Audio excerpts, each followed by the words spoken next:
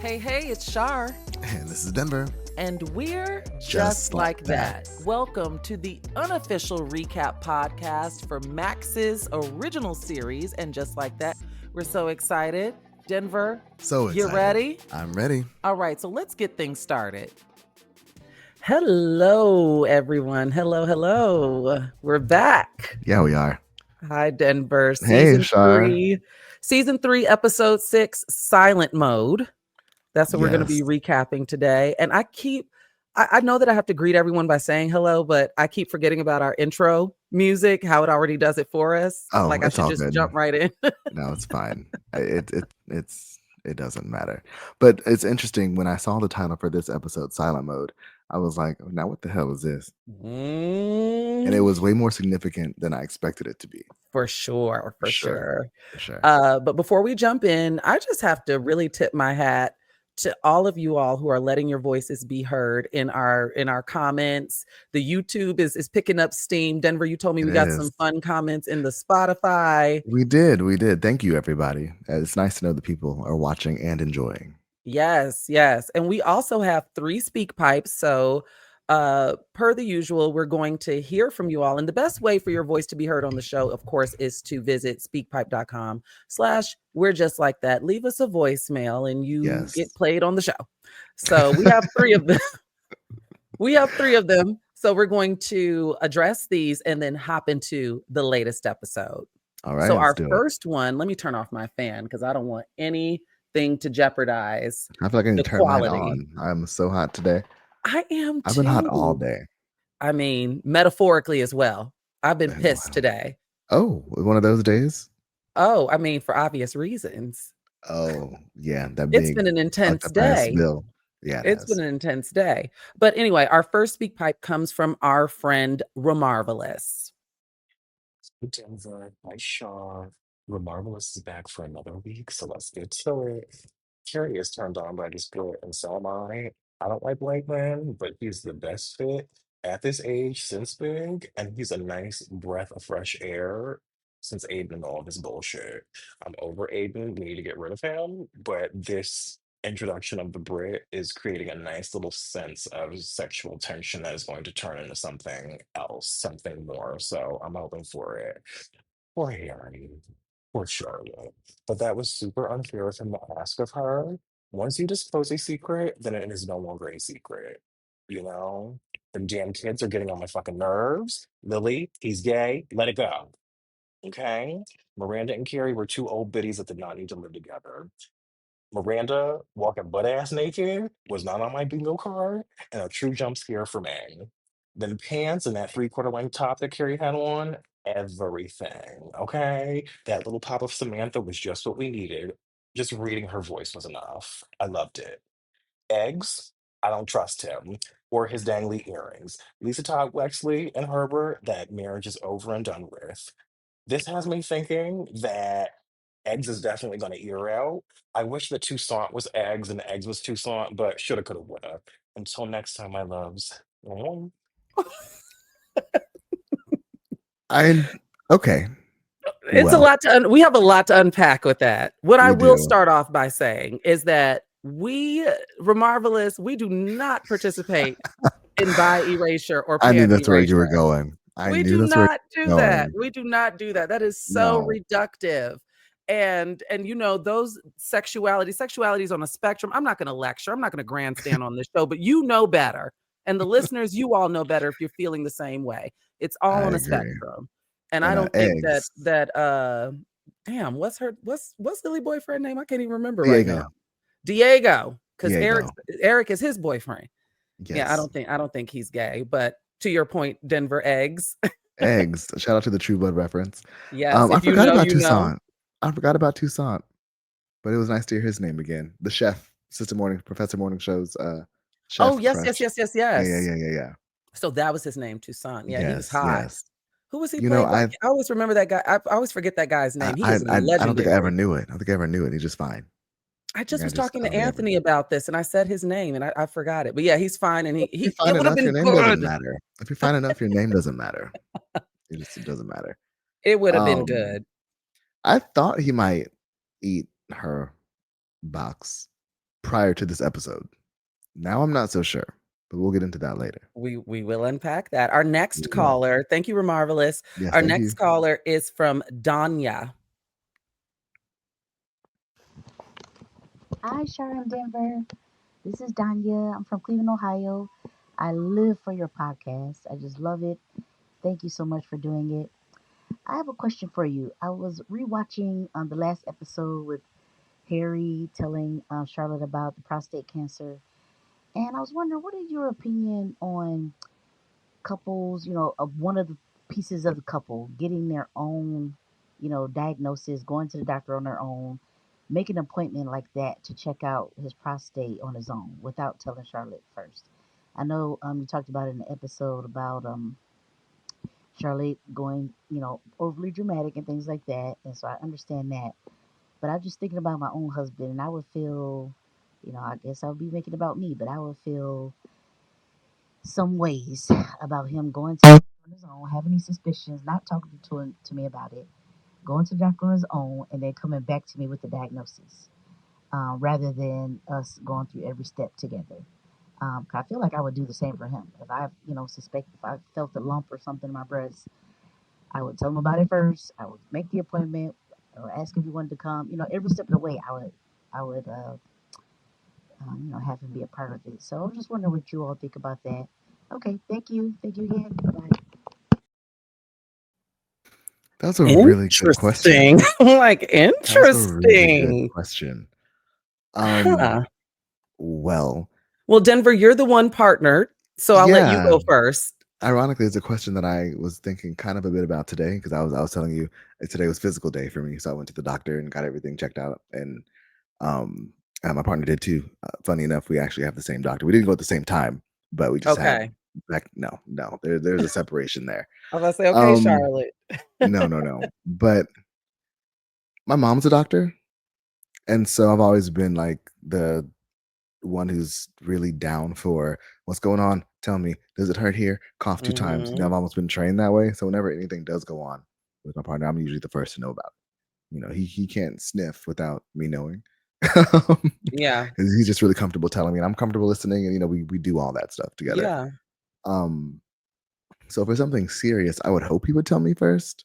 Yeah. But I also wouldn't be mad if he went to the doctor on his own. It would be out of character for our relationship, just because again, he can't blow his nose without me knowing about it, just because that's just how we are. But I wouldn't be upset. I would understand. I definitely think that it's nuanced, which people get annoyed when I say that, but I just think my favorite word. Health matters. It's my second favorite N word. Nuance is my favorite word. What's your first? You want to say it? No, it's not appropriate. My first favorite N word is actually no. If we're being honest, no. I love that. But I think that matters of health are so deeply personal, whether you're married, partnered, whatever the status of your relationship might be. So I think I might offer a little bit of grace if a man that I was with went and started this process, because I mean, it's one of those things where you don't know the outcome. And yes, you want your partner to be there to support you in most cases, but I just look at matters of health to be so deeply personal, no matter how much time and space you share with someone. It's so singular almost. And so, I don't know if I would feel some type of way about that. No, especially with something that heavy. I mean, if he had a real suspicion and was like really afraid, that would just make all the more sense to me as to why he didn't tell me. Right, because he has to process it himself, especially with a wife like Charlotte. He probably needed a day or two to process it himself before revealing to her. So, but the good thing is, question. when you are ready, I do feel like I am the best person to tell. I'm the best person to go on that spiral with you, just because I don't spiral. Yeah. And some people, I know that I have the propensity to spiral. I don't always spiral, but some people handle news better than others. And it's kind of tough. There's been a lot of conversations around healthcare and coverage, and life comes at you fast. It does. And none of us are above life coming at us fast. None of us. Anything No. can happen in the blink of an eye. And Mhm. so it's interesting navigating that, whether you're partnered or not. But I'd love to know what you all think about this. Let us know. And then our final call is from Alex. So let's take a listen to what Alex had to say.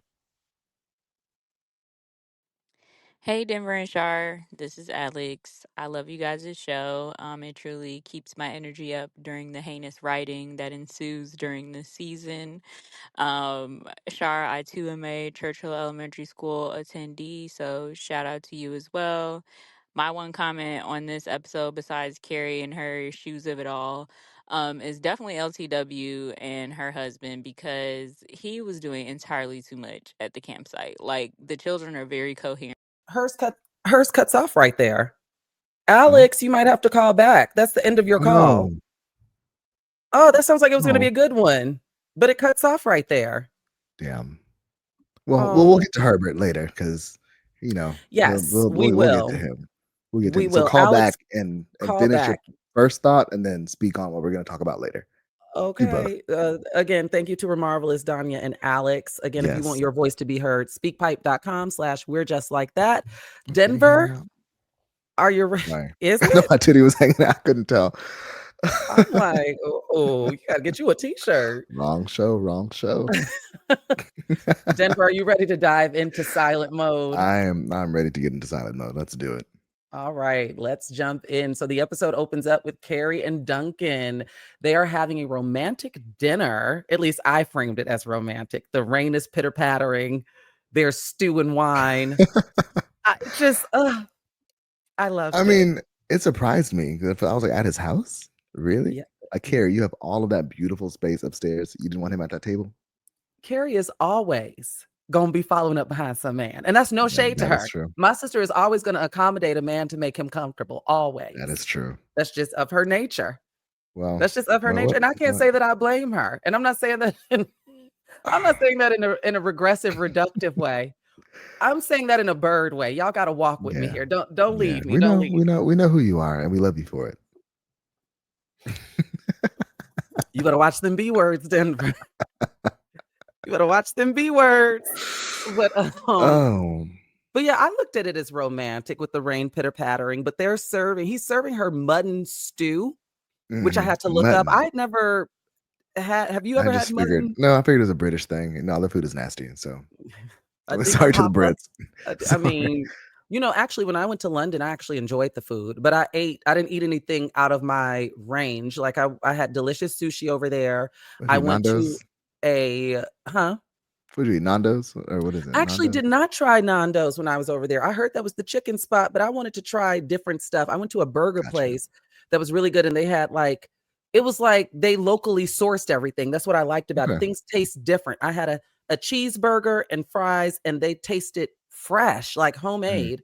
And then I had sushi at Sushi Samba in that tower. I really liked London. There was nothing I tasted that I was like, ugh. Like I enjoyed the food. Really good Middle I think I went to Eastern some good type. restaurants, but then I think the hotel food was just nasty from what I remember. Oh yeah, see, I didn't eat at the And I think that's what I hotel. ate the most in the morning, just because it was included, like breakfast. Yeah. And there's beans on my plate. Ooh, And I was like, what the fuck is this? my God. Did you have the blood sausage? No, but it was there. Mm. Maybe I did try it. I think I did try it. That might have been the only thing I ate, actually. My God. Now that I think about it. Anyway, moving on. They're having this discussion, and they're basically talking about reading one another's work. That's what I got from this scene. I should also mention that Carrie's doing her voiceover about with her book, but it's also mirroring her life. This, as we've been following along, she's been narrating her life in third person. And that chapter swap felt really intimate to me, way more intimate than the dinner itself. Can you read my chapter? Will you read mine too? I was like, whoa, bitch, slow down. How did we get here already? Please. How did we get here? As someone who has been there before in various forms with editing and reading over a piece before it's submitted and taking a look at I was ready to barf, really. I might as well just get naked at that point. Because I mean, what are we doing? What are we doing? Woo! That's no sex needed. I mean, you know what? Sometimes I do, and this is a sorted conversation, but sometimes non-sexual forms of intimacy are more dangerous than sexual intimacy. Oh, absolutely. They are the most dangerous. More They're the dangerous than most sexual dangerous. intimacy. Absolutely. Whew. That's why people are like, "Oh, I just had an emotional affair." I'm like, it still counts. Girl. Still counts. To me, anyway. Next scene. Our next scene, we get Carrie. She's on the phone talking about the terrible meal she just had the night before. Now, when she was on the phone, I assumed she was chatting with Miranda. Me too. Per the It was a usual. very homegirl conversation. It was a very homegirl conversation. But no. She was chatting with Aiden. And to me, that lets me know how innocent Carrie and Duncan's interactions are at this current time. Right. In their friendship. It has to be innocent because it, like, to your point, it was very girl, you won't believe what this man fed me last night. Right. Duncan. That's what Who's Duncan? So who's Duncan? Yeah, so I noticed in this conversation, Carrie, I have in my notes, do you not listen when I'm talking? Aiden states that I'm a better listener in person. I'm coming up to New York. Again, this is a recurring theme because when Carrie asked this question, my mind instantly went back to the damn table when they were laid up after cunnilingus in Virginia. And Carrie mentions the table and he's like, what table? Like, do you not listen when I'm speaking? And these two have such a terrible communication pattern, which we will get into. Oh, but, yeah, we will. But Aiden shares that Wyatt is going to doing a wilderness program in Wyoming for a week. So Aiden is free to come to New York to see Carrie. Now, when he first said it, my initial thought was, y'all just gonna let that boy off into the woods? But then he was like, we vetted it and it's fine. I was like, okay. You know what my mind went to? You still want to let him off? What? You know what my mind went to? It was far more sinister. I don't know why I don't trust Aiden. Oh. Like boarding my school? Mind went to one of those camps that Paris Hilton survived. Oh, I mean, that's what he needs. Denver! What? Oh my God. Oh, no, I'm not saying like the abuse part. I'm just saying like he needs to be shipped away to like learn some values or something. Okay. Whatever that means. Like boarding school. Is that not a thing? Okay. That's more okay. That's okay. Now I get what you're saying. Because Paris did a whole documentary about what she went through. And you talking about that's what Wyatt needs. I didn't watch it. I love her to death. I didn't watch it. Oh, you didn't watch it? No, I skimmed through the memoir. I was like, I thought I cared. So I got it. I was like, oh, well, no. By the way, I saw her live a couple weeks ago. Great show. I heard that she was down at that place. Now, have you checked out the Astro World documentary yet? No, the trailer made me sad. Denver, you have to watch this and get back to me. Okay. It is sad. It is sad, but it is one of the wildest documentaries I've ever watched. You have to watch this and get back to me. Was Travis to blame? Yes, so? In my opinion, him and Live Nation. Yes. Okay. Yes. Okay. It is so wild. God, my heart just still goes out to those victims, but that's not what this show is about. It's not. Okay, keep going. No, what point were you going to make? I was going to say, because in my mind, there are so many moving parts to a festival. Like, there's no way Travis would have known the severity of what was going on. You'll see. I'm not even a Travis fan, but I'm just saying, just logistically. You'll see. You got to watch it. Okay. And you know, everybody who listens and watches this show knows how much we go off script. It's part of the we're just like charm. Because we are friends. Just like that. Yeah. I know we're friends. I know. So then we get the next scene. Miranda wakes up at Joy's house with Socrates and Sappho staring her in the face. Which was so cute. It was cute. And so in this moment, so Denver and I, as you all know, last week, we had to re-record half or like the last 30 minutes of an episode that was lost. And in that episode, we talked about getting ready at people's homes, like, you know, when you go to someone's house. And we had a very good discussion that never made air about towel etiquette. And so I kind of want to revisit this really briefly. Yes, because Denver, you dropped some tea. Yes. So here's my thing. Know. I was laughing because there was a guy that went viral because he was flying a girl out to see him. And she asked, like, you know, before I board this flight, do I need to bring my own towels? And he was kind of like offended by that. But I said, sister, I get it. Because I don't know how it goes down in other cultures or what, like, and I'm not saying this is like this goes beyond race. But most men that I know do not have towels. which They blew don't. my mind. Like And that if blew they my do, mind. it's like 4. And I'm not talking about gay men, I should mention. I'm not talking about gay men. I'm talking about there are men's homes that I've been over and I have not had a towel to dry off. Or if I do, it's damp because he just dried off with it. Like, or the same towel he dries off with is also where you dry your hands. Ew. Just there's it could be pretty treacherous over some guys' houses. Yeah, and all of that was news to me because I was saying, when I have guests come over, I'll go down to the store that we're not talking about right now because we're boycotting and just get a Yes. brand new set of, cheap, just so they have towels for themselves. I wash them first, of course, but I don't like Yes, we had this whole discussion just because get towels. particularly most gay men that I know have everything from towels to like even spare toothbrushes, should you Oh yeah, forget. I Like, do, and a when I go paste to and a Texas brand new and paste yeah, in and, the box fresh and pillowcases, soap like just and little kits.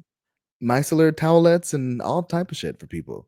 And I should mention Right, this this hasn't been necessarily common for me, and this is not every man. I'm just saying that it is right. It's not a good indicative of the men that you date. Or maybe it is. it's a good chunk of men that, and That's I crazy. know that this is not a singular experience. Like there were tons of women that of course weighed in on this topic that can relate. I'm just laughing because I'm getting a slideshow in my head of like the times that how you break the fourth wall like in Abbott Elementary, like how you just look and be like, really? Like Yeah. there were a few times that I dealt with that with dealing with bathrooms. But Denver, you even said that you even know gay men who keep their bathrooms kind of nasty. So it's Oh, like yeah, for sure. I mean, not nasty. Like, let's not. Well, yeah, kind of nasty. I mean, we're still men at the end of the day.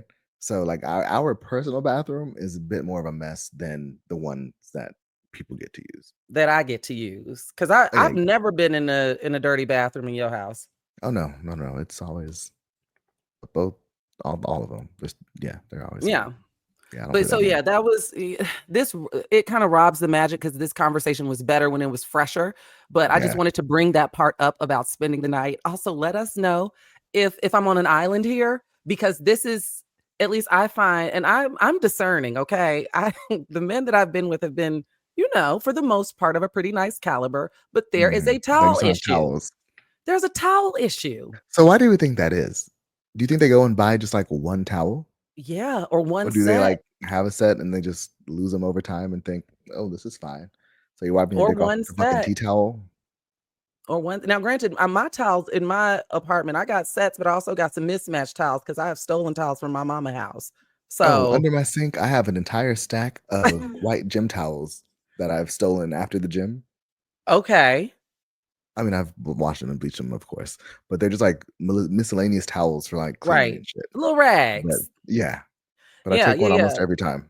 So, but the point I'm trying to make is I will always have a towel if a visitor comes over. But I don't know what it is, no matter how much money they have or status or what car they drive. Typically, there's always a freaking towel issue. So I thought that was hilarious because sister That was is funny. flying out here.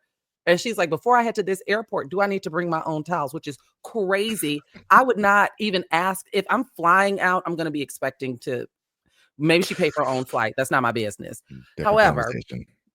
different show, different conversation. So then, Joy comes in, rise and shine. I let you sleep in. And Miranda's like, girl, it's 7 a.m. No, But girl, in fuck you this mean. conversation, Miranda shares that Seema might have found her an apartment. So she's excited about that. And Joy, what did you feel about this conversation? Because she was being kind of So, cheeky I in couldn't the I name couldn't of her really being British. I couldn't read her. Like, I didn't know if I was getting that good old British Lisa Vanderpump humor, or if she was, like, Hmm. kinda serious. Like, I really wasn't sure. It seemed like everybody ready for Miranda to go and She get was up like, out their she was space. like, "You hit the 3-day limit." Yeah. I was like, "Damn," but before that, I thought that they had just been shacking up. I didn't realize Miranda had, like, moved in. Yeah. Yeah. That's Yeah. when it Well, clicked. I was like, "Oh, okay, so she's staying there." And then I was like, "Oh, shit, lesbians, they move fast. No shit to the lesbians, y'all move right. fast." And I was like, "Well, she about to just move in here," and then Well, they that's the stereotype. The stereotype is after what? The second date, there's a U-Haul involved. And Miranda even quips. She says, I'm a Right. grown woman with a son. I can't become a lesbian cliche and move in after I say hello. So, I'm but I glad can they pick up addressed it. on I can pick up on Joy. Me in neither. that moment. But Miranda mentions that she would like for Joy to meet Brady, but Joy, I noticed in this scene, does not seem too enthusiastic about that idea, and we will later find out why. Right. And I think we should hit a break here. Let's take a break. Hit a break here.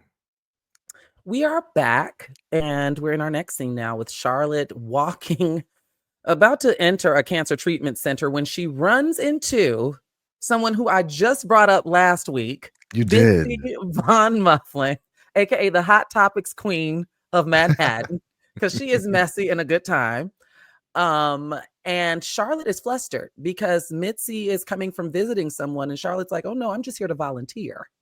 Liar. Yeah. Liar. Which is funny because again, I went to the doctor today. Yeah. And I was getting just like general lab work. Like nothing's wrong for the listeners. Like nothing's wrong. I got all my, I got a vaccine and some other stuff. But when I was leaving, I was walking past a pharmacy, and there were, I think, 2 or 3 people that I thought I recognized who I guess work there. And in my mind, I was just thinking like, damn, I can't imagine picking up like a serious medication and like seeing somebody I know and just like having them all up in my personal business. Like that would be crazy. I never thought about that with the pharmacy. Yeah. I mean, people know what medications are for. Yeah. Or they could Google Schmoogle if they got a photographic memory like me. Right. Our community is small, our local Black LA community. So I was like, I wonder how many people's business they know that they probably shouldn't. Well, they have, didn't they say an oath to be ethical and shut up about it? Yeah, but what are ethics in 2025? I mean, truly. Like, what does that even mean? Don't piss me off. Let's keep going. Also, shout out to Charlotte for being so quick on her toes. With the lie. Yeah. I would have thought, I wouldn't expect this from her, but she said she was going to volunteer. And Bitsy's like, "Oh, do you want me to come volunteer with you? I ain't doing nothing for the rest of the day." And that's when Charlotte changes the subject and mentions tea time at Tiffany's, an event that she assumes that Bitsy has been invited to, which this has happened to me before. It's happened to me so many times. I've been on both ends of this, by the way, both. I have to. When it's like, oh, I wouldn't invite her to that person's house for that event. Or I've mentioned something like, "Girl, I'm gonna see you at the birthday party." And they're like, "What?" Yeah. "Oh, so she having a party?" Right. That's Very why I awkward just ask. situation. So what are you doing tomorrow? And then You live and learn. Yeah. It's You awkward. live and learn. It's awkward. But Bitsy in this dialogue, she said she gonna follow up with the store manager because she didn't spend so much at Tiffany's that Tiffany owes her breakfast, lunch, and dinner. Mama was pissed. Because she bought the first some brooch or something right after the Beyonce ad. She was the first person to buy. I love her. Like, I want to know what Bitsy is doing. Like, that's a spinoff. Give her a spinoff. Yeah, that's a spinoff sure. I'd watch. Also, she would be good. Like, I like her as a peripheral character, but she also, I think, would bring an energy that Sex and the City fans, that would bring them to this show. Because everybody complains about how drab it can be, and Bitsy's just always on one. She always got something going on. Yeah, I mean, I think in this particular episode, which was kind of heavy, I'm glad she was here.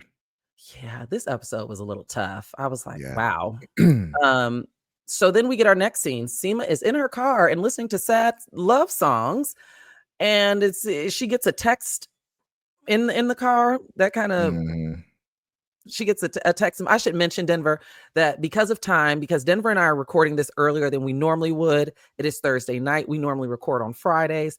I did not have time to watch the episode twice, so I watched and took notes in real time. So Denver, step in if my narration goes. No, you're perfect. Your notes line up with mine. So okay, they're perfect. So, but in this moment, Seema is mourning. It appears that she's sad, and she informs Rocco, her driver, that this is their last ride together for the time being, because she simply cannot afford the service anymore.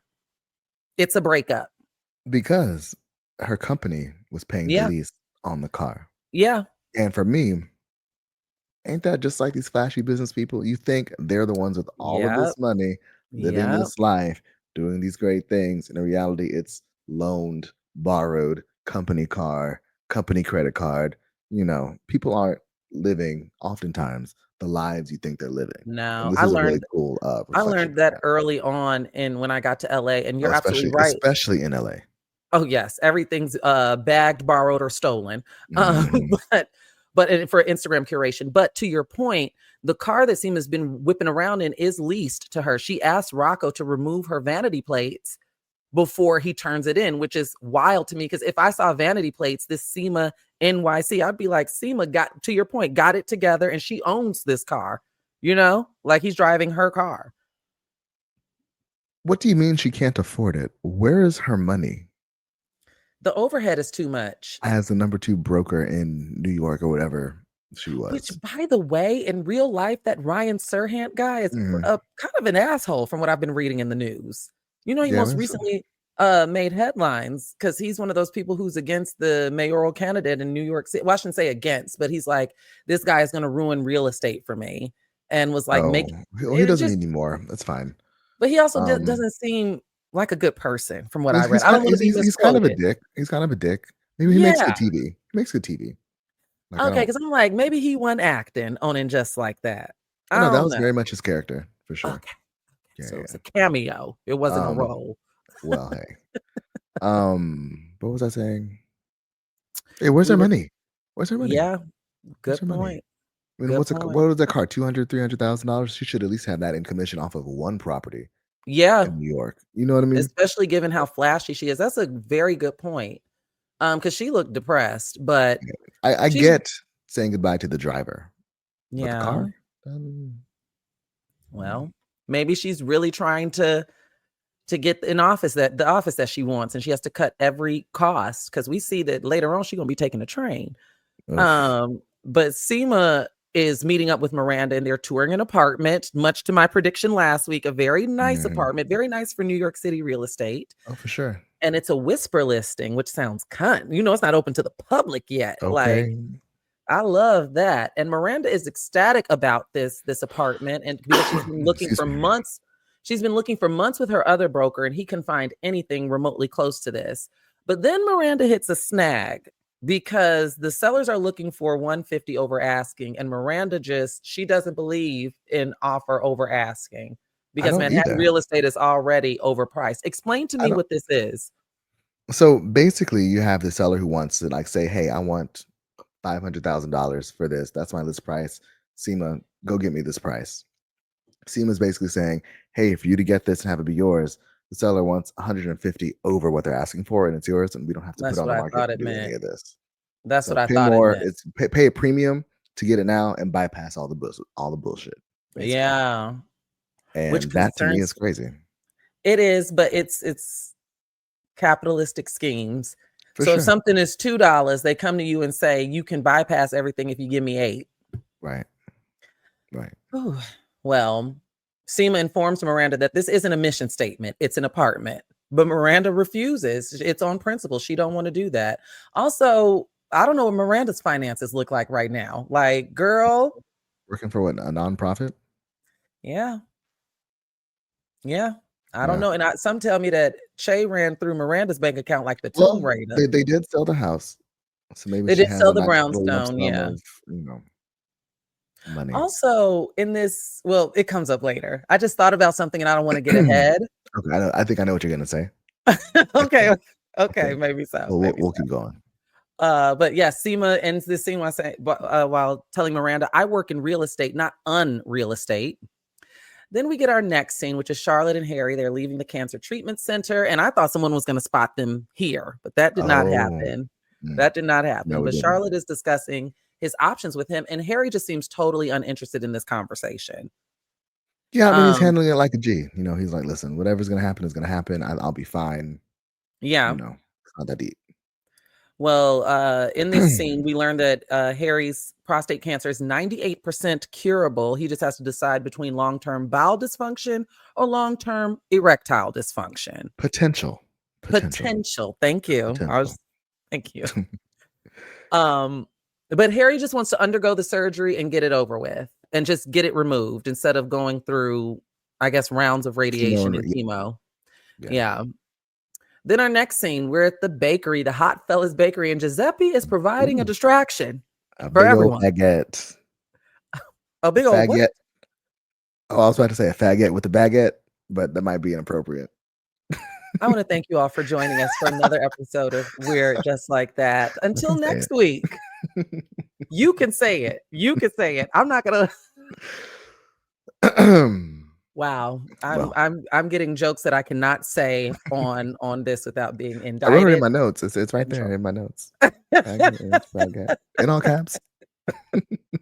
I'm sure you're not the only one that said that Oh, to no. themselves. No. But yeah, so we're at this bakery and Carrie, Charlotte, Seema, and Miranda are there, and Charlotte is unraveling. She's unraveling. Harry calls. And I noticed that Carrie does. I love when SJP does this, where there's that her nonverbal acting cues are just so damn good. They are. Because it's just like a split second of a look. Mm-hmm. And it's like a little clock, like yeah, okay. Carrie has clocked Charlotte because she knows her friend. And Yeah, Charlotte is acting out of character because Charlotte can't. very much so. My heart goes out to her, to your point last week with this is just so unfair to her. Yeah. She needs someone to talk to. She's struggling. Seema, at this table at the bakery, Seema presents another apartment option to Miranda, and it's a good deal and in a nice area and 2 bedrooms, but no dogs. And Miranda implies that doesn't work for her because Joy has dogs. Ma'am. And Carrie quips about doggy sleepovers. Are we at that level of intimacy? Because I'm going to ask you, in your dating days, have you ever taken well, I've only known you to I haven't known you to be a serial dater. I'm not. I'm a serial monogamist. Yeah, you be linked up. Like when I'm single, I just don't commit to anything. And then once I decide I like you, then you're mine. You know what I mean? Like there's no. Have you ever brought Kenzo over someone's house for a sleepover? No, why would I do that? Yeah, I feel like, talk about destruction. I feel like you wouldn't be able to do nothing with Kenzo or somebody's house. No. But what I found peculiar in this scene is that Miranda reveals that Joy is meeting Brady on Friday, and I was very surprised to learn that Carrie hasn't even met Joy yet. What'd you think about this? Well, we got to back up because why is Miranda concerned about a woman she's dating, and why is she letting that affect where she's going to live as a grown woman? That's number one. Yeah. Denver always comes in with the good sense. That's number one. Think about that. Like, what do you mean? Man, what? Because when you're in love, and then she hasn't even met your kid. So that's another hurdle you need to overcome. And when you're in love, you start planning your whole life out inadvertently. And if you're really going to do it, I'm sure there's a difference between a dog living there and a dog visiting. I'm sure they really can't do much about that. And if you're that about it, get them registered as service animals like everybody else. And also, it doesn't appear that Sappho and Socrates are noisy dogs. I hadn't heard them bark not once. I mean, they whined, but I don't think you can hear that through the walls. But I'll never know with this infrastructure. And then what do you try and get a fine? Like, I'm sure she'll pay it if it's that deep. Yeah. You say she's going to want to bring him over there. Like you're trying to move this girl in? Yeah. Interesting. That's why the energy drinks. I'm all gassy. I'm sipping coffee and I'm like... like burping in the mic. Yeah, I had a sandwich earlier. I'm having coffee. It's a whole lot going on in this throat. It's evening, baby. It's evening. It is. Wait, say that again. It's you went out. It's a whole lot going on in this gastrointestinal system. Okay, sorry. I had a delicious sandwich earlier, loaded with oil and vinegar, and now I'm having coffee. But I'm curious to know, what are your thoughts on Carrie hasn't even met Joy yet. I find that interesting. I'm not surprised because Miranda hasn't even met Joy yet. Oh. Okay, well. So, I mean. Also, in this scene, Seema's patience appears to be running a little bit thin with Miranda, and she tells Miranda, look, you have until Friday evening to decide about this apartment. Right, but sorry, not to cut you off, but to your point, the only reason I find it's peculiar that Carrie wouldn't have met, what's her name? Joy. Joy is because Joy has been in Carrie's house. Oh yeah, I didn't think about that. I did not think about that. Yeah, that's a little rude. Some woman in my Miranda. house who, but that's a little rude. Anyway. That was during her wild country meme. And see how quickly that went away. Miranda was freaking out, and it's already no one's talking about it. Not even. So now we're in the editing bay with LTW and Marion, and we're working.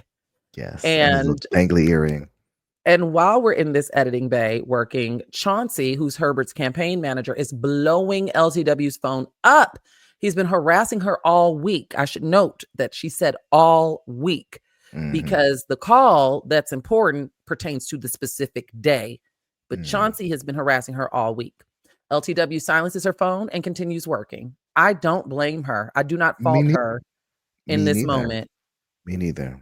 Because if it was that deep, somebody else should have been doing the calling. Yeah, and if Herbert's campaign manager is calling me, I'm assuming that it has something to do with Herbert and his campaign. And I'm centered. I got to choose. I got to put me first, Lucius. Right. I got to put me first. I'm working on my documentary. That's 8 years, nearly a decade in the making. Stop calling me. And so then next scene, we get Aiden arriving at the Gramercy house, and he picks up a rock, throws it at the window, the vintage French vintage window, and breaks it. He was trying to be romantic and recreate their quote unquote thing. I took this whole scene as symbolism. What's our word? Ominous. There's ominous symbolism. Carrie is what I have been noticing this season, Denver, is Carrie. This is probably the spiciest, the most consistently spicy I've seen Carrie Bradshaw. Oh, the mouth is lethal for her. The mouth is lethal and the patience is short. Yes, this season and lethal this for her. Season. Yeah. Like this is the spiciest version of Carrie Bradshaw I've encountered in the movies, in the show. Like she is just fed up. Menopause, you think? Possibly. Sorry. I mean, she is eating her yogurt.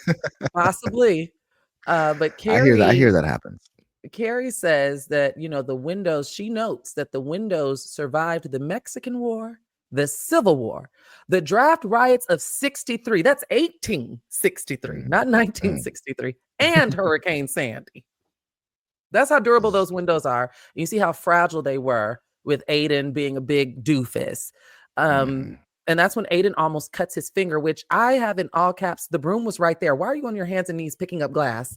And the broom is right behind you. Maybe he was trying to get the big pieces first. No. Like the easy. No.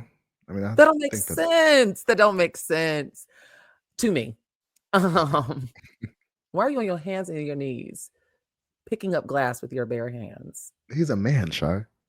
The big pieces, in theory, the big pieces are what you pick up with your hands. Right. He down there with the small little.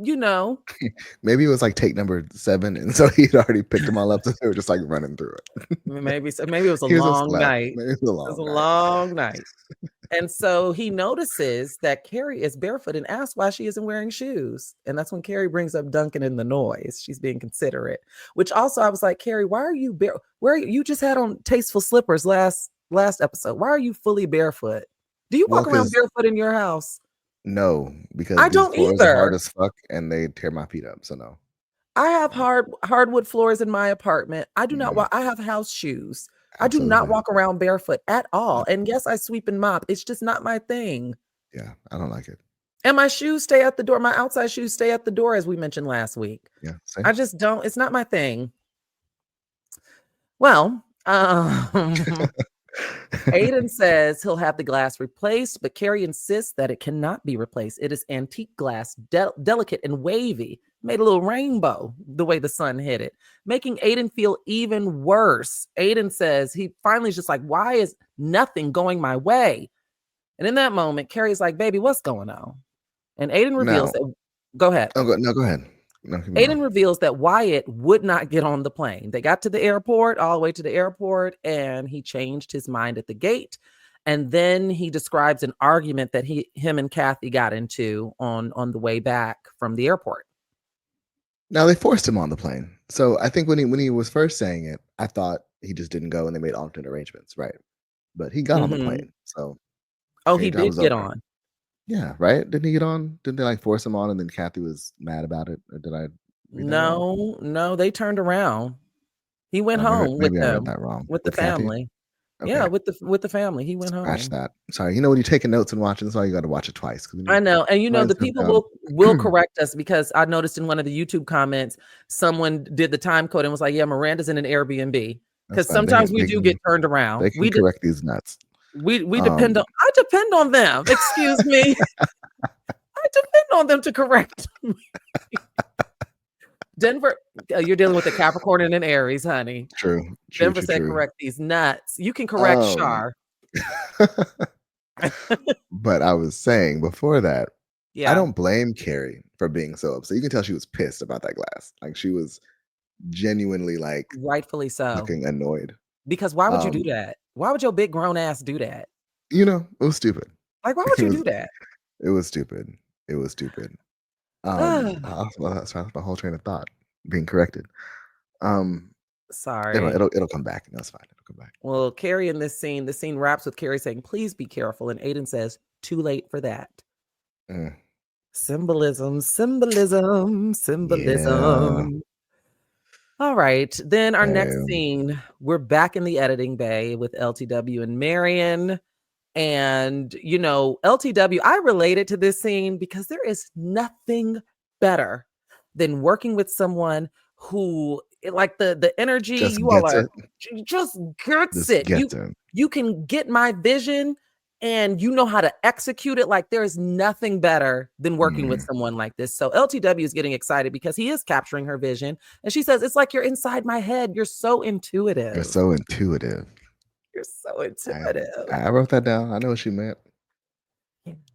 She's feeling it. Oh, for sure. And this is a very Char moment because I feel like something like this would happen to me. Really? Can I get that in writing? Because my wife thinks I'm clueless. Face cracked.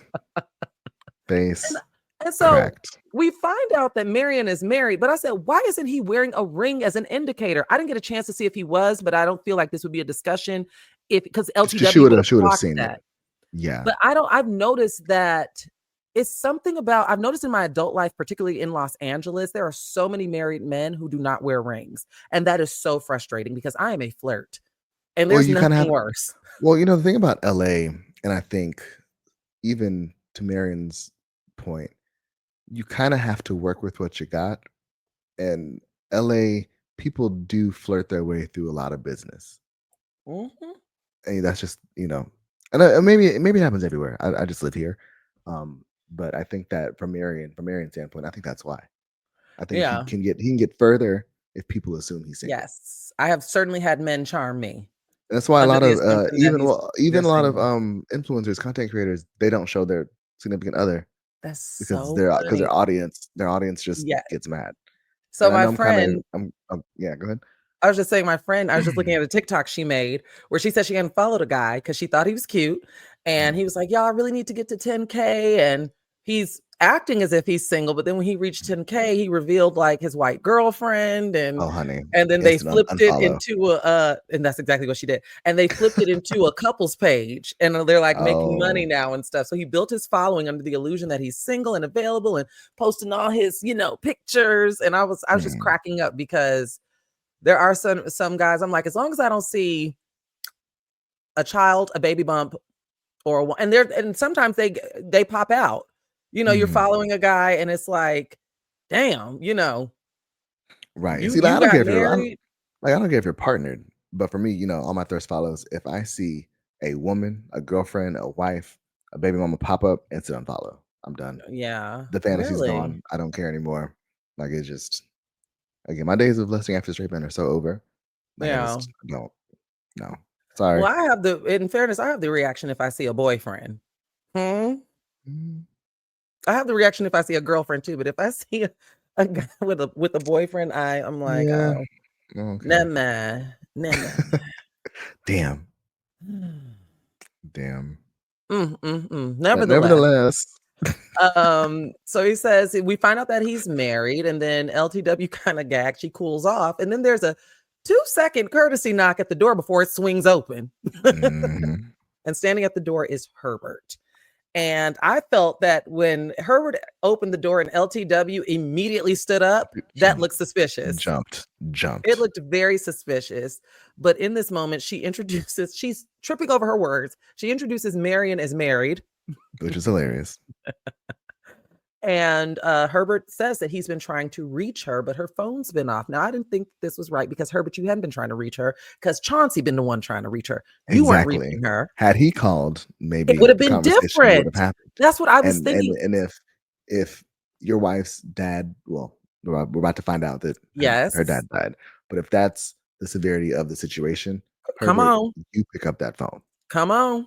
That's my thing. We would have been having a different discussion if it had been Herbert blowing up her phone. She would have answered. Of course, Right. she's going to dismiss your campaign manager. Right. I would have thought something happened to Herbert. That's why the campaign manager calling. Hello? But Herbert is noticeably irritated, and he reveals that Lisa's father had a stroke. And she immediately is like, oh, okay, well, what hospital is he at? Like, so she can go visit him. And Herbert's like, not so fast, because he's gone. He died. And that sucks. Yeah. That sucks. That's really tough. Really tough. Like, I don't even know. I mean, you're obviously going to feel guilty. Yeah, and we're gonna get to that because she's working through this. And so our next scene is LTW. She gets home, and when she gets home, she calls Charlotte. I have been loving the scenes that LTW and Charlotte share.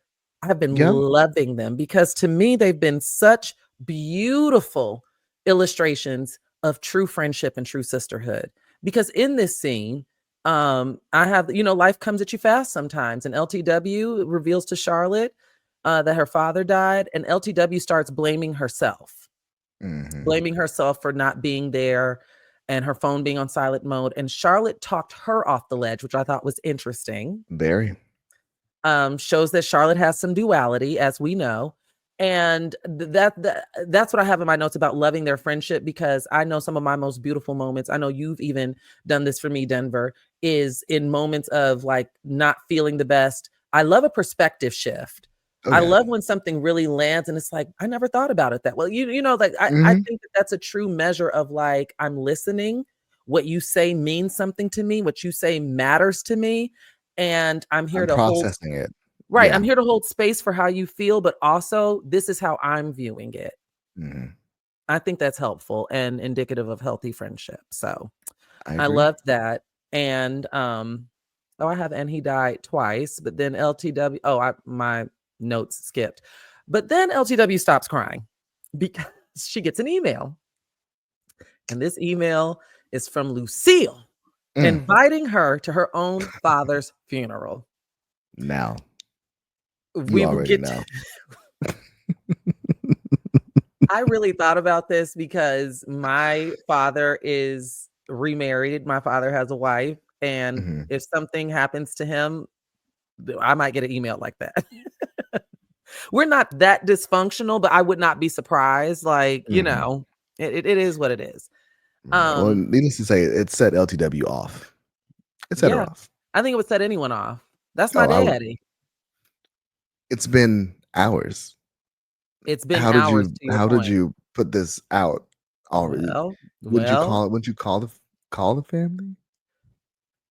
That would be more tactful. That would be definitely more tasteful, but it was an Evite. Also an Evite to a funeral. That's also crazy. Also it's very modern as well. I'm surprised. I wouldn't be surprised if I got a particle. I haven't been to bitch. I'm just saying. Imagine looking at the particle RSVP list for a funeral. Who's all going? Me plus one. And they get the text reminders. Don't forget tomorrow. We've seen stranger things, Denver. We have seen stranger things. Oh my God. Well, LTW, as I mentioned, she got that email. Then we get our next scene, and Charlotte and Harry are. I need a break. Oh, you listen. You want to take a break? Okay. All right, and we're back. We're gonna pick up right where we left off. I've calmed down from that lively particle discussion. And where are we? Are we with Charlotte and Harry in the living room? Yes. Charlotte and Harry are at home, and Harry is focused on the game again, disinterested. Charlotte's feeling very woo because she just got off the phone with LTW, and she's interrupting his baseball game, honey. That is a game, and this is life. He said, "If I'm dying, I'm gonna finish this game. I'm gonna finish this home run." But also in my notes in this scene, I have this is why Charlotte needs an outlet. She's going to crack. I literally have that in my notes. Yeah, we're I literally have that in my notes. Yeah, we saw it coming. So then we jump to the next scene, and Aiden is researching warehouses to get where to find French windows, vintage French windows, and he wants to take a road trip to Pennsylvania to go get the glass. And Carrie thinks he's being ridiculous. Plus, she got something to do. Now, as a true Aiden hater, I thought this was actually really sweet. No, this was Like, very sweet. like the romantic in me was like, oh, it was something I would do. But Yeah. he's really dedicated to fixing his fuck up. Now, I didn't Yeah. realize at the time why he was trying so hard to fix it. Because But there's just always let me be quiet. And we'll talk about it when we get to that part. Yeah. But I thought it was really sweet. It touched my heart. I mean, it is a sweet gesture, but it ultimately was more so for him than it was for her. Yeah. In my opinion. To absolve him of that guilt. And not just of breaking the window. So she tells him to come to bed. And then we get the next morning, she wakes up to a Post-it note on the mirror from Aiden saying that he's gone to Scranton. Be back soon. My first thought, damn, not another Post-it note. Not another Post-it note. I thought about that. I also thought about, isn't Scranton where The Office takes place? You know, the Steve Carell show. Oh, I think so. And isn't Joe Biden from Scranton? Don't ask me these things. I can't remember. I just know that, or is he from Delaware? I can't remember. But what I also have in my notes is a very interesting song is playing in the background. Were you paying attention to the lyrics of the song playing in the background? No. Oh, Denver, you have to go back and rewatch. You can fast forward. Fast forward to that scene. There's a very interesting song. The lyrics playing in the background are very ominous. The O word. Okay. So then we get our next scene. Carrie and Charlotte arrive at Tiffany's, looking fat, by the way. Stunning. And we learn in this scene that significant time has passed. It's been 2 months since Carrie and Aidan have seen each other. So significant time has passed. Charlotte's in there talking about, everything's so fragile. She's getting emotional. And Carrie's like, are you getting emotional about my glass, girl? Like, because of course, Carrie has no idea what's going on. Charlotte's still bottling everything up. And then that's when we get Bitsy walking into frame. At first I was like, Wendy? She was giving Wendy show at Wendy show, which by the way, did you see the reason? I was about to say, so good. Is something still not? No, she's not the same, but she looked good. She looked good to me. She looked healthy. You know what? I will say she looked happy. And I think that is the most important part. Yes. She looked happy. In this season, in this iteration, happiness is the most important part. I agree. Yes.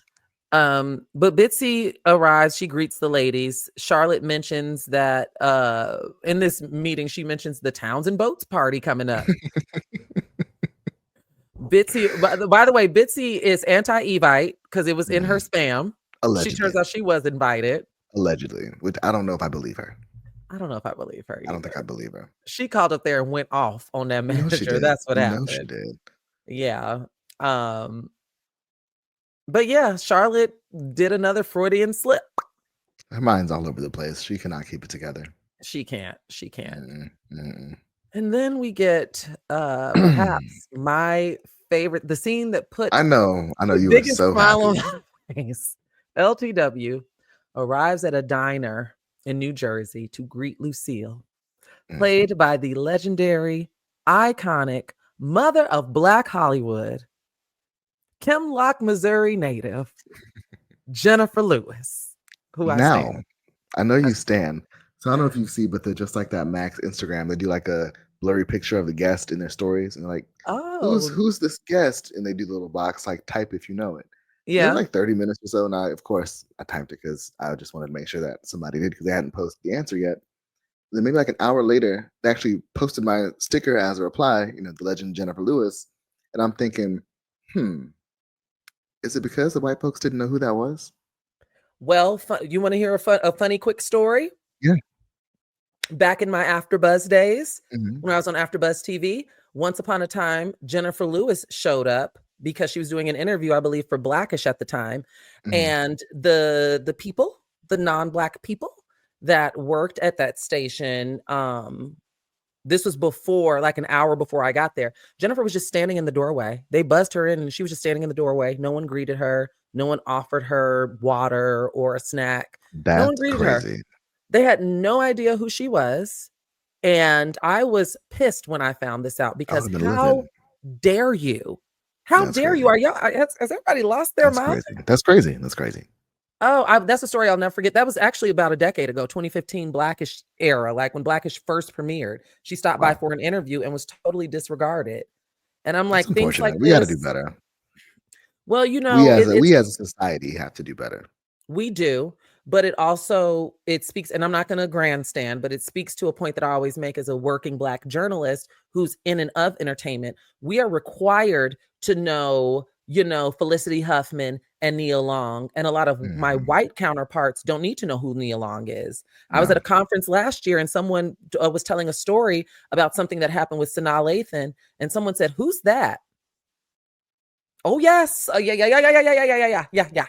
So it's Wow. very infuriating, and I respect Yes. our Black legends. And Jennifer Lewis is such an icon. She's always a good time. She's With one hilarious N. With with one one N. end. Don't mess it I up. I I've made that mistake, and you've corrected me several times. So when I put it in the box, I made sure it had one N, One so end. it was And spelled right. I went to her star on the Walk of Fame when she Yes. got her star on the Walk of Fame on Jackie Washington Day, which is coming up July 15th. If you know, you Well, know. We can talk about it. If you know, you know, those listening. So we meet Lucille, and I have in my notes, anytime Jennifer Lewis is on screen, there's magic, because truly, mm. I wonder how much of this character was improv, because she's always doing her own She's thing. always her. Lucille, I felt what was most authentic to this Newark, New Jersey character was her pointing out that Michael Kors purse 50 Baby. million times. She was not going to let you walk out of there without knowing I it was like a your Michael Kors purse. purse. I Right. like your purse. And so I was cracking up, of course, in this scene. Comedic genius. Lou Bell comes over to greet the women. She, of course, knows LTW, because I guess that's the diner that her father and her would go to, and she Mhm. takes their orders. And as she's taking their orders, Lou Bell says, "I'm sorry for your loss." And Lucille goes, Girl, "Thank you just you." been running your mouth about my Lucille goes, father. "Thank you." And I noticed that LTW just shot her daggers. Of Like, course. she hates this woman. Of course. Um, You're but my father? Do you watch Basketball Wives still? She said, "Thank you." But best years of her life, the No, but best do you last. watch Basketball Wives still? Yes, I do. Okay, Yes, I so do. in my mind, she was screaming like Chantel, "My biological father? That's my Yeah. father?" Which is, Yeah. again, another show, but also Did crazy. you watch Atlanta Housewives this season? I did. Did you like the finale? I loved it. No. I loved it only because Portia had me laughing in her confessional scenes. She No. had me I laughing. have so many that I could do an entire hour-long show just on how fucked up this season has been Now, this season was from not the best, but Angela from a is my viewer VIP. and from how we got here. Angela's my VIP. There's a lot about how the season came to be that we did And not oh, put I on know you love got all that the we did not exclusive put on tea. lovewescott.com, but this season was a shit show, and it was doomed from the start, and we look forward to seeing Nene back next season. You know what? Not to veer too far off track, Nene, I know she dropped out of Traders this season, but to me, that because was of the the pay. master plan. That was my master plan. Nene has to do Traders first, because we need someone to piss her off and wake up Nene. Nene's too much of Carisha right now. I don't think she'll be a good addition, because it's not the Nene that we know and love. She's too. No. We're definitely getting that I'm too good for this, Yeah, but that's why, like, I don't think she really needs to come back, but I think yeah. that, I think she's gonna let us down. yeah, We I need don't hear memeable what you're saying. Nene. Yeah, I You mean, want to talk off? maybe she'll show up to play ball. I mean, I don't think that turning down Traders for the pay was a good look. No, Especially when you have a reputation of being difficult. And all you got going is the Nene Leakes show on YouTube, which But, is also difficult. bills are due. Yeah. And, the network, everybody's going to have a come to Jesus moment. They need each other at this point. So. Well, you heard it here first, y'all. But in this scene also, I noticed that this is a confrontation for understanding, right? So Lisa confronts Lucille about this email, and Lucille goes into this entire monologue about don't bother Lisa with this. How she spent so much time with Lisa's father, and every time Lisa's name was brought up, her father was like, Lisa's too busy or uninterested. Don't bother Lisa with this. So naturally, when he passed away, that's where her mind was pre-programmed. Don't bother Lisa with this. And I thought And that this into was, that I felt her. That was fair. Yeah, I thought it was Okay. too. I thought it was too. And LTW asked for hot sauce. And of course, Lucille says, Lubel, don't bother. I got hot sauce in my Michael Kors. She pulls out that bottle of crystals. The crystal. Yes, one Yes. of my favorites. I have a I lot of favorite know. hot We sauces. we do love crystal. That is my top universal hot sauce. Yeah, You have, I love we talk. You have different hot sauces for different things. different hot But sauces for for different universal, things. crystal Yeah. all day. Yeah. So then we get our next scene. Joy and Miranda are waiting to meet Brady, and Joy drops a bomb in her lap as they're waiting. She admits that she doesn't always gel with people kids, and she refers to Miranda as her girlfriend in the same breath, and that's all Miranda really hears. Right. Well, I mean, the funniest thing to me was like, duh, girl, you didn't have to say that. I think we got that you're not the Yeah. mothery child type. But Miranda might not have gotten that. Us as the viewer got it, but Miranda is so in the clouds. She might not have gotten that. Fair And point. so I thought it was an interesting something interesting to say, just as it's kind of like, like I never date women with children. And it's like, but also all Miranda heard was, you are my girlfriend. Lesbians moving fast. That's when Brady shows up and he totally disarms Joy because he's such a charmer. He loves Sappho and Socrates. He seems so likable Yeah. this season. Well, he's not with that girl anymore. Right. It seems like he has a bit more emotional regulation. His parents are finally not together. Like that was also adding to the angst, and he seems stable. He's working in that Well, he seems kitchen. very well adjusted. Yeah. Yeah. Yeah, for Kudos to sure, for Brady. sure. Now, what I noticed, what I was going to bring up earlier is Brady, of course, got his name from his father's last name. So then what is Brady's last name? So that's what you were talking about earlier. And I was like, I think you're going to bring Yeah. Same. I was very confused. Is his name Brady Hobbs? He took Miranda's last name because it can't be Brady. Brady. Because she was going to raise him alone at first. In the original season. Yeah. So maybe that was her way. Brady I Hobbs. need to go back and rewatch. Yeah. I was confused. He literally has you can correct me on that, listeners. If you know, just go ahead and drop that. That I give you permission to. Yeah, because I remember there was conflict because Charlotte was struggling to get pregnant and Miranda wasn't even interested in no damn baby, and Miranda ended up getting pregnant, and Charlotte had fertility issues, and that kind of caused. And she wasn't going to tell Steve. Yeah. So he has a Beyonce Knowles situation, taking a surname and making it a first name.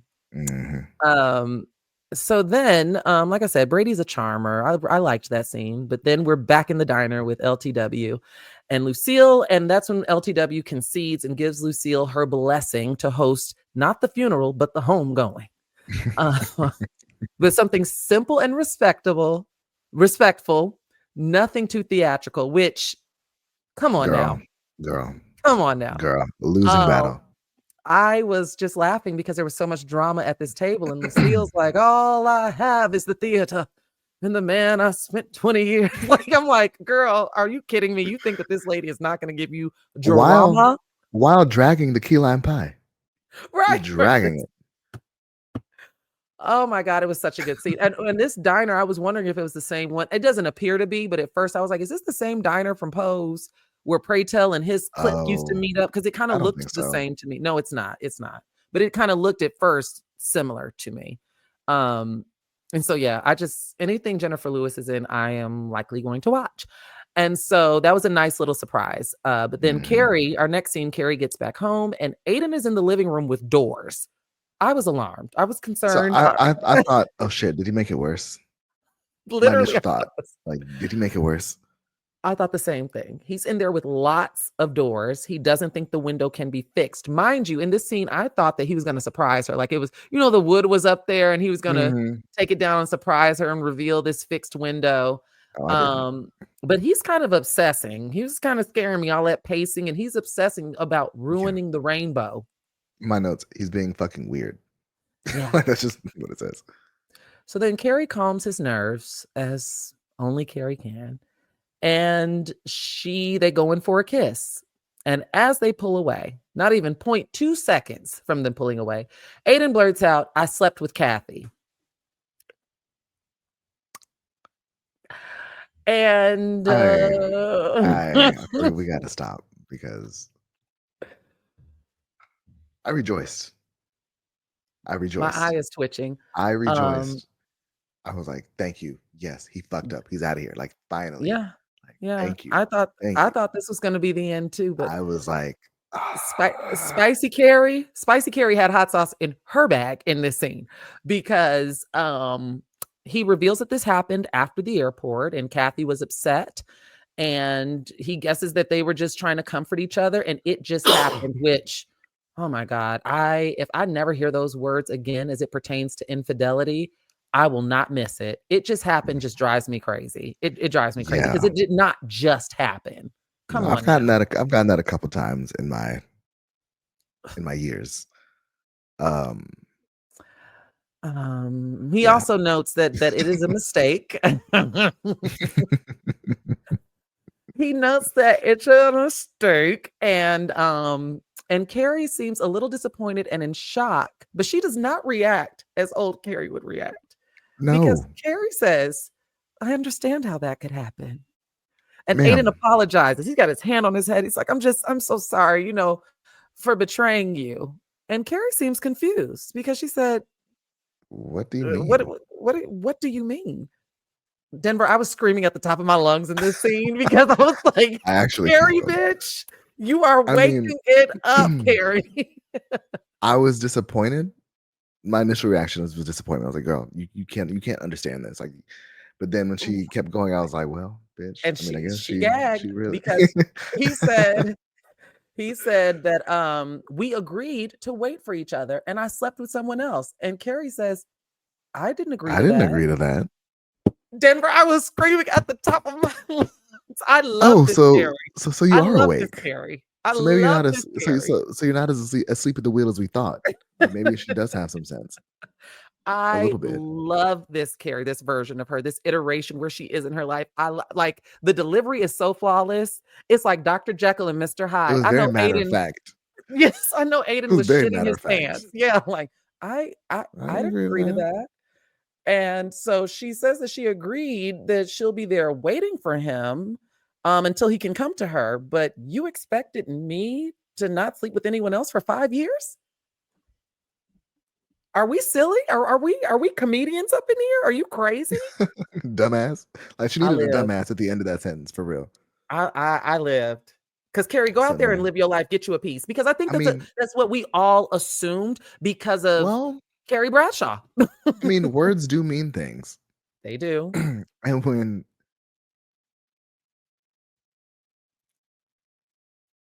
I almost went somewhere completely left, and I'm not gonna do that because we'll be here for another 30 minutes. But when she said, we didn't or now I'm flustered. I'm in my head now thinking about something I should not be Just thinking say about. it. No, no, no, no, no, no, no, no. No. Does it hit I too think close to I think home? I think well, I didn't agree to that sums it up. Not for me. No. Not this instance. Is it for It me? no, so that's like it wasn't my I was about to go into a story, Oh, but it okay. wasn't my business to tell. So I had to tighten it Because up real quick. words mean things. Words mean things. This is why I always quote T.S. Madison's show. What is it? Communication is our partner, clarity is our friend. If you don't do Okay. anything in this life, you better get clear. You She better, as said, Iyanla would say, get clear. okay. You got to get clear. Carrie said that's You- what you agreed to. yeah. And I have in my notes in all caps, woo, I'm screaming because I paused it. I was like, when I tell you living for this version of Carrie, Well, gag Aiden. well, I think what continued to get me was her realization in the moment, basically saying like, "Oh, I can't believe we haven't had this conversation until now," or something So like yeah, that. that ends up that comes right after that. So Mhm. she's also spicy note in this scene. She says, "That's what you agreed to, and you couldn't even do it." Well, That took me back to the scene with Miranda last week with like, I keep my heels on because I can walk in them, sis. Like, I'm like, I don't know what Miss Bradshaw is going through, but I'm standing. these I am quips, standing. these quips. Standing. So Carrie is having a hard time trying to figure out why they haven't had this discussion, which would Fair also point. irritate me as well. I mean, That fair would point. irritate me as well I mean, I because feel we're too like old that's something that should have been laid out day one. for sure. But you have to get clear because they Right. had the discussion, but they both had two different interpretations of what What does wait mean? exactly. Aiden thought You was gonna put your life on hold for him. And Carrie thought, I'll be here when you get here. Which is so crazy to me because his male ego also can't I don't think he'll be able to handle Carrie being like, is you sick? Like, are you crazy? Well, I didn't think that until we got to the end of this episode. And we'll get there. Well, Just remind cut me. to them having sex. Because that's how that scene ends. It cuts to them in the bed and they're, having Yawn, sex. bored. Yeah. So now it's time for LTW's father's homegoing, and it appears to be simple and sophisticated. I said, I love how Lucille is committed to her Michael Kors bag. Oh, because she got a different one in this scene, and she makes sure to drop that label. She went to TJ Maxx and racked the fuck and up. Cleared she got one it in every color with the logo MK. So also in this scene, I was so annoyed because Herbert's mama is so annoying and insensitive. Walks up in the midst of LTW's grief, and can you seat yourself so we can begin proceedings? A funeral in a theater, Lord have mercy. Like, she's just, lady. I mean, it's something you think, but you don't say it to somebody who just lost their father. She reminds me so much of one of my aunts in aesthetic, seriously, in attitude, in aesthetic, in the whole look, like, she reminds me so much of one of my aunts. I hope your aunt don't listen to this show. I don't, if she does, shout out to her. The truth will set you free. The truth shout out. She'll know who I'm talking about, because I'll just say Butter Dish. She is someone who is, if any of my family's listening, they'll know Butter Dish, because she don't play about the butter dish. All right. So that's a little Jocelle lore for you all. So where are we at? Okay, so then at the funeral, Seema gets there after taking the train. She's limping. Seema's limping because those shoes are not made for the train. And then we see Carrie and Aidan showing up, and Aidan's pants are flooding because the store he did not pack. No, go ahead. No, I'm saying this. He didn't pack funeral clothes, and the store they thought was big and tall has been turned into something else. Which is also just, I feel like any big city goes through this. Sometimes you go to your favorite restaurant, it's like, what happened to, you go 6 months without going to a place, and it could be a totally different thing. Now. I mean, I see that every day. Yeah. So then we get, as they're taking their seats, Miranda she turns to Seema, and she agrees to take the first apartment that we saw, that Seema toured. And she said, it'll bring me more joy.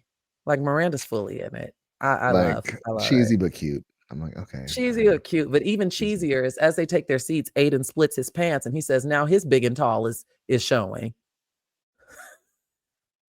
Okay, girl. And then in all caps, I have, then the show begins. A performance, Lucille kicks it off with a song. And then it's a jump cut. I think it's like for colored girls performing. I'm not sure what piece was going on. I don't know. The Rainbow Coalition. But the part and it was the post office theater division that was performing. But the part that sent me, because this was also a very Char thing. If you've ever been to karaoke with me, then you would know. Lucille pulls a mic out of her purse. She's emceeing from the seat. She pulls the microphone out of her Michael Kors. And she's emceeing, and she introduced. I wasn't mad at. So I'm not to cut you off, but I'm saying I wasn't mad at her emceeing from the seat. Yeah, me too. Could have been on the stage.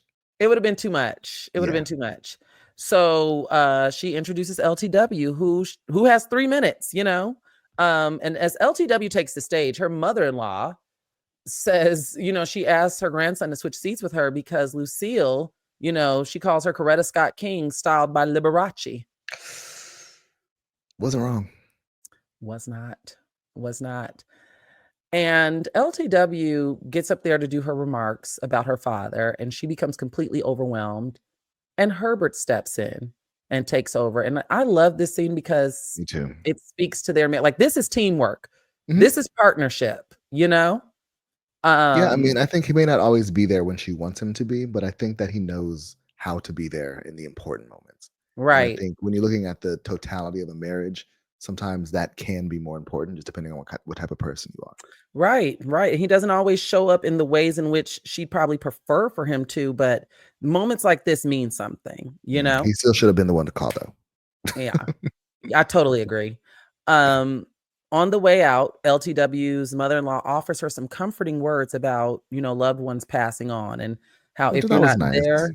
I thought it was a beautiful sentiment Yeah. about like how if you're not there, it's because they didn't want you to be there. They want you to remember them as is, and not see them in their whatever kind of state they're in or whatever, which I know is incredibly painful. I think we've all lost loved ones in various forms, and I Yeah, I thought mean that was that's why I don't do funerals. Like I oh haven't been to a really? funeral in God over a decade. Really? Yeah, I just I don't like it. Like No, I prefer I to get it. remember my loved ones. I like my memories of them.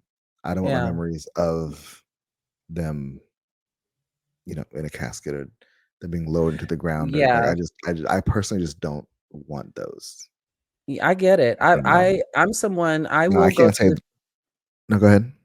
I was just saying I will go to the funeral. There are certain parts that I will skip depending on Mhm. how I'm feeling. Like I don't need to view the body and I don't need to go to the burial. Yeah. But the celebration of life, the songs, and I like how people have been kind of reclaiming and reframing homegoings and not making Mhm. them this drab, hyper emotional. I always think like, what would this person want me to do? Like that's when I'm grieving, I give myself the Mhm. chance to grieve, but it's also like I know my friend I lost a friend in the pandemic, for example, like one of my best friends who I came of age with, who was very instrumental in my teenage years. And I lost them. I think it was election day of 2020, which was already just crazy. Mhm. And I still think about them like almost on a weekly basis. And whenever Mhm. I get sad, I'm like, I know he probably laughing at me. Like, like I Yeah. reframe things like that because I Yeah. know him and, he wouldn't want me falling out and acting crazy and stuff. So, but I still hold space for my feelings and grief is nonlinear and Mhm. it's tough to talk about, It it's is. tough to deal with and Yeah. define. It's tough to define too, because everyone operates from different viewpoints and with different experiences. Yeah. I agree. I mean, I can't say that I won't ever go to a funeral, but just It's just not your thing. it's just not my thing. Yeah. Yeah. Well, from there, we're done with the funeral. And I should mention that Carrie and Aidan are the last to leave the theater because, Aidan's Mhm. pants have And split open. overall, I think the funeral idea was cute. Like Oh, I loved I it. liked the idea for him. I thought it Because was that's cute. a celebration of life, Yeah. right? Like that's what I loved And it about was it. true to him. It was true to him. It was true to him. It's his theater. It was great. Yeah. And Lucille took a load off of LTW's back. LTW got a lot going on right now. So Okay. Lucille really did her a favor by taking care of all of those arrangements. And so now we're back at Carrie and Aidan. Well, yeah, I'll say Carrie and Aidan's house because ha ha ha ha Ha, ha, ha. ha, We're ha, back at the unfortunately. Gramercy house. And Aiden is kissing Carrie goodbye. And he says, I'm about to go back home. And Carrie says, You are home. Ugh. Yuck. I mean, it's Then we sappy get and cute, but yuck. it's sappy and cute because Carrie is still they're fighting to hold on to this thing. And then we Mhm. see Aiden in the kitchen pouring him a cup of coffee, and Lord have mercy, Duncan shows up. Mhm. And Duncan arrives and leaves a chapter of his book for Carrie to read. He leaves it with Aiden. So Aiden gets a chance to meet this Duncan. They're around the Mhm. same height, similar And did you build. notice Aiden kinda gave him a funny look as he was coming up the Uh-huh. stairs? Like, Oh, mm, yes. like, Yes, yes, yes. It's very reminiscent of Herbert looking at Marion. mhm. Very, very the very It's that. kind of like, oh, this is the Very that. writer. Because honestly, if someone tells you that, there would we all have preconceived notions of what people look like or what they may like, if Yeah. Carrie's like, Yeah. oh, I'm with Duncan, the writer who lives under me, you might have a This certain old idea. hunchback. Yeah. Yeah. And he's British. You might have a certain Mhm. idea. And then this tall drink of water shows up and it's like, uh-oh. Oh. But he didn't seem bothered though. He seemed intrigued almost Yeah. to me. Yeah. And I was wondering what he was going to do with the chapter of his book, but I was like, he's forced. He can't do anything with it because Duncan, let's say he threw it away. Duncan would be like, well, I gave it to the guy in the kitchen. And then that's a whole Right. thing. Because Carrie Right. in her era, she She gonna ain't playing snap that. on Aiden. Right. So again, symbolism. Mhm. Because Aiden is gone by the time Carrie wakes up, and the chapter of Duncan's book is on the table, their Mm. table, Aiden and Carrie's table. I was like, huh, Now, do you think Aiden read it? no, please. No. He might have looked at I think he looked at the title, maybe like it's Margaret Thatcher. I don't Mhm. think he read that. No. do you think him putting it on their table is symbolic of him Yes. being okay with him being kind of in the mix, at least for Carrie? After they had the No. whole conversation of, I'm not sleeping with anybody else, blah, blah, blah, blah. Do you think that was almost like a green light or like an acknowledgement of like, if it happens, it happens? No, because I don't think Aiden would be okay with Carrie sleeping with other people. Mm. Things are always hee ha ha in theory until they become Oh, in practice, oh, I know. especially when it comes to men dating women and women, ain't no fun when the rabbit got the gun. Ooh. It ain't no slip ups. Aiden wouldn't have reacted the same way if Carrie was like, I slipped up and it just happened. If Carrie would have, it Yeah. just happened, Aiden, that wouldn't have had that No, he same would have reaction. He would have crashed out. crashed his So, car. and yeah, so it's, Yeah. wow. Wow. Like father, like son. But what I will say is I think that I don't view it that way. If anything, I view it as Aiden kind of like reminding her where home Mm. is. Like, here's the chapter of this Oh. book, but this table, you know, Mm. this us, Okay. we Okay. still in this, So I don't look Gotcha. at it as a green light because I don't. He's from Virginia. He ain't that progressive Yeah, true. in rural Wishful Virginia, thinking. Wishful thinking. right? And so then we get the next scene. Carrie's down at the pharmacy and she's buying more Tums. Sister is battling at this. She's been I'm popping like, does Tums all Tums have a sponsorship this season? Did they front some money? episode. If She so, do is I need to popping send an them in email? this Because episode. And that's when she clocks her best friend Charlotte, who's in disguise at the pharmacy and frantic. Charlotte's got on big shades and moving quickly. And Carrie's like, Charlotte, she turns and clocks her and asks her why she's purchasing adult male Depends. And that's when we get what we have been waiting on. Charlotte cracks. She yes. cracks. And she breaks the secret and reveals that Harry has prostate cancer. Carrie reassures Charlotte that, I'm your vault. You don't have to worry about me telling anyone. And that's when I was like, wow, this is emotionally intense because Charlotte collapses in the middle of this pharmacy. Wails. Like, loses She got it. a lot pent up. And that's And the now, closing scene of this episode. But go ahead. to your point earlier, I love how LTW is there for Charlotte and has been, in her own way. But Yeah. I was so happy that this breakdown happened with Carrie, just Mm-hmm. because I feel like this is something or release that should happen with a long-term Yes. friend, like somebody who's been there, who you know what I mean? Like Yeah. somebody who you are 100% comfortable with. Like, Mm-hmm. I was oddly satisfied. As much as last week, I think I wanted Charlotte to crack at the spa. Yeah. I was so happy she cracked to Carrie. Yeah. I Yeah. was so Yeah. happy. And I didn't And realize I would be until it happened. I was like, oh, this makes way more sense. yeah, yeah. And she, to your point, it's important because like certain people know the context. Like that's one thing that because friendships change, they morph Mhm, over time, but there's mhm. something comforting about not having to provide all the context in times of Right, grief or in times right. of disagreement or in times Mhm. of strife. Someone who just knows, who's been there for the chapters You in the just book that have led up to this mhm. moment, and I can just express myself how I need to express Yes, myself. preach. Something so That's a very beautiful about core that. friend situation. Yeah, for sure, for Yeah. sure. So, as we wrap That was things it. up, Denver, how do you rate this episode? What did I give it last week? An 8? You know what? I'll give this one an 8.7. Like, 8 point. I know it was kinda heavy, but Yeah, I enjoyed it. Like, yeah. I think that it brought a lot to the season, I think, Mhm. for me. It I'm didn't gonna feel do the same. stupid. I'm gonna do the same thing that you did. I rarely do. I do point fives or the solid number, but I'm gonna do an 8.7 as well.